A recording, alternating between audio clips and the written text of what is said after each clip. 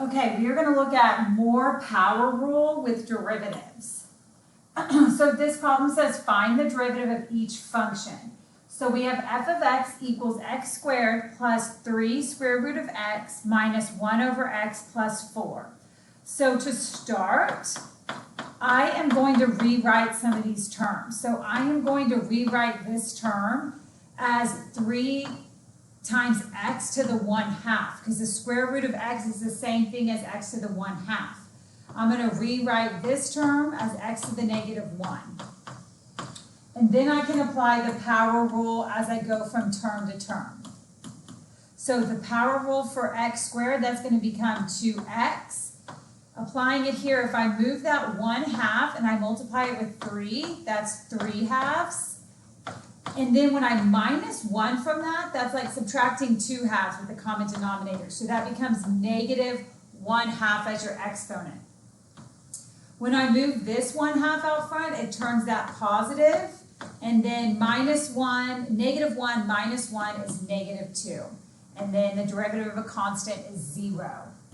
So then just rewriting this so I don't have negative exponents, I am going to push that x to the 1/2 to the denominator, so it's positive, and same thing with the x to the negative 2. And there's our derivative. Okay, for number 2, we have f of x equals x to the 1/4 minus x to the 7/5.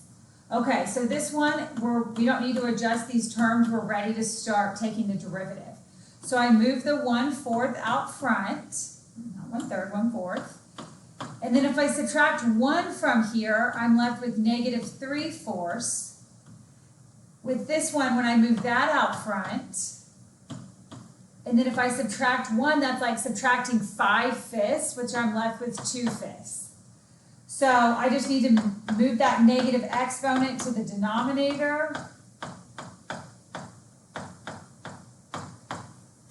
And then there's our derivative.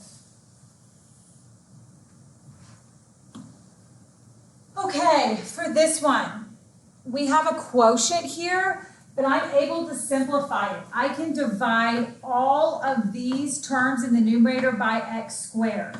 So if I think about this, it's like x to the 6 divided by x squared minus 5x cubed divided by x squared plus 6x over x squared. This is still the original function. We're just rewriting this. When I simplify this, that becomes x to the 4th minus, when we simplify this, that's minus 5x. This becomes 6 over x, which is going to be 6x to the negative 1. So then when I go to take the derivative,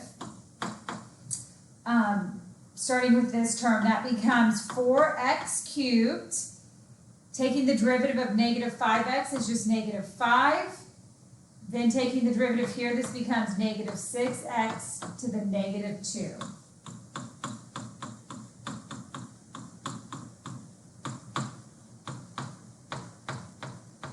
And then push that negative exponent to the denominator. And there's our derivative. Okay, for this one, I'm going to start and rewrite this problem. That becomes x to the 1/3 plus 2x squared minus 8.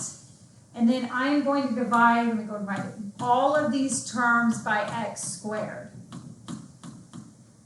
So this first one, we want to think about this 2 like 6/3, so I have a common denominator. So when I subtract these, that is x to the negative 5/3.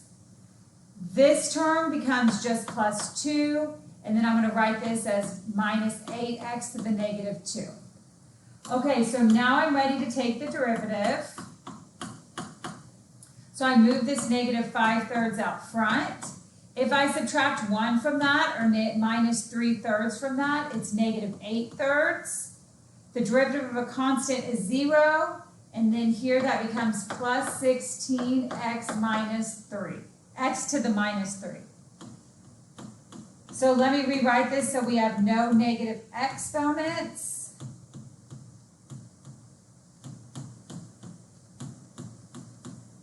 And there's our derivative.